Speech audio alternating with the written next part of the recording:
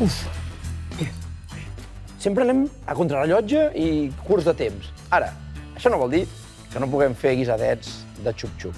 Avui, per exemple, farem un guisat de mongetes amb navalles.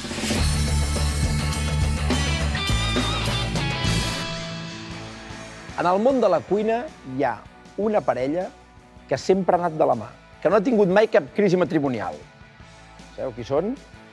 Mireu, la ceba i l'all.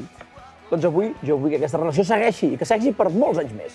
Per això el que faré és començar un sofregidet molt ràpid, a foc molt lent, i que faci que aquest parell no acabin cremats.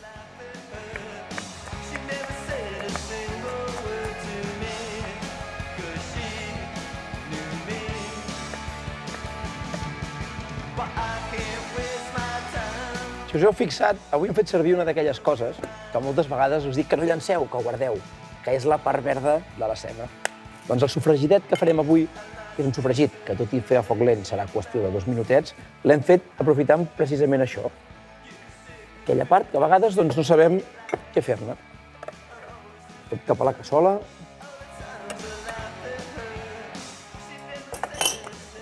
I ara hem de fer que ballin durant 2 minutets.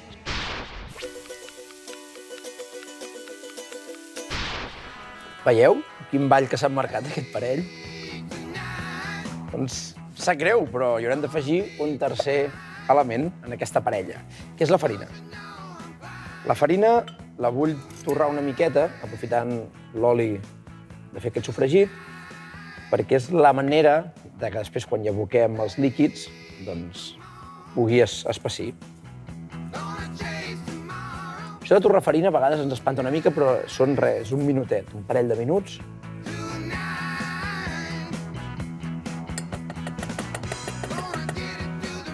I, en canvi, aquest minutet que invertim ara ens dona un resultat excel·lent. Perquè a mi no hi ha cosa que m'agradi menys que aquells xup-xups que acaben sent xepi-xepi. No? Volem que sigui xup-xup, però no volem una sopa, volem una salsa que estigui lligada, que convidi a mullar pa i que el plat ens quedi net. Va. La mongeta del ganxet.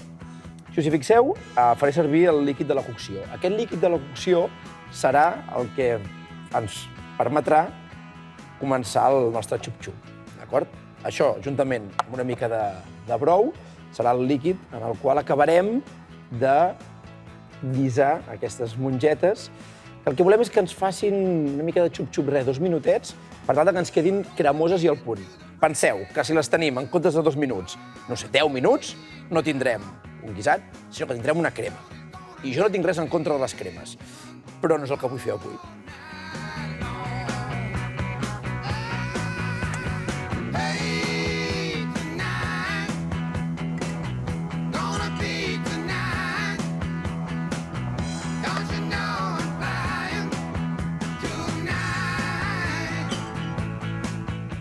Un polsim de sal, i ara hem de ser delicats. Això vol que ho remenem amb cura.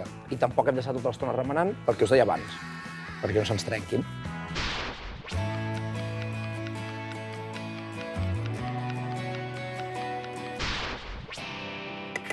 Les mongetes ja les tenim a punt. De fet, el guisat ja el tindríem fet. Però no em negareu que si poguéssim donar-li un toc més amb molt poc esforç, ho faríem. És el que m'ha passat avui. He obert el rebost i des d'allà al racó hi ha una llauna que em cridava Arnau, Arnau. Me l'he mirat. Eureka, una llauna de navalles. Conserva, Algú ja s'ha preocupat de coure-les per mi. Doncs aquesta llauna, amb aquest superproducte, és la manera perfecta perquè avui puguem transformar aquest guisat més estàndard en un superguisat, podem dir, de marisc, perquè no és mentida, és de marisc. El líquid de la cocció cap dins, que porta suc, que porta gust, i les navalles també.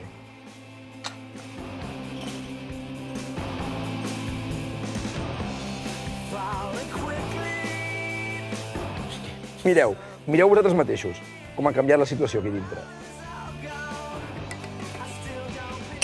I com que també mengem per la vista, anem a buscar una mica de color i de frescor. Mireu. Julivert. Res, un parell de fulles, tampoc ens cal complicar-nos gaire la vida. Escolta, que no teniu julivert fresc, no s'acaba el món, el que n'hi poseu. Però sí que és veritat que li donen aquell toc, com de casa una mica, aquell punt més visual. I és important que aquest julivert el poseu just al final, perquè així no perdrà color. Va, el foc el parem.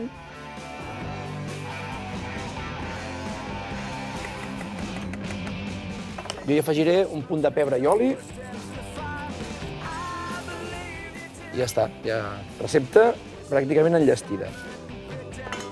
Aquesta mica d'oli intenteu emulsionar-lo una mica, així que aporti textura al guisat, que s'integri bé.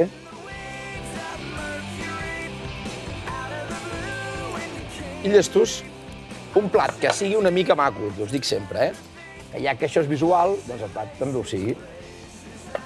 I anem de cara a barraca.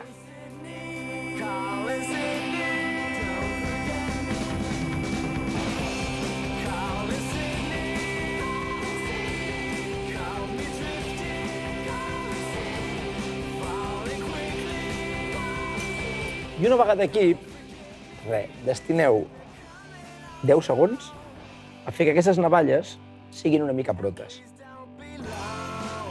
Amb un producte de luxe i que hem fet en un pim-pam.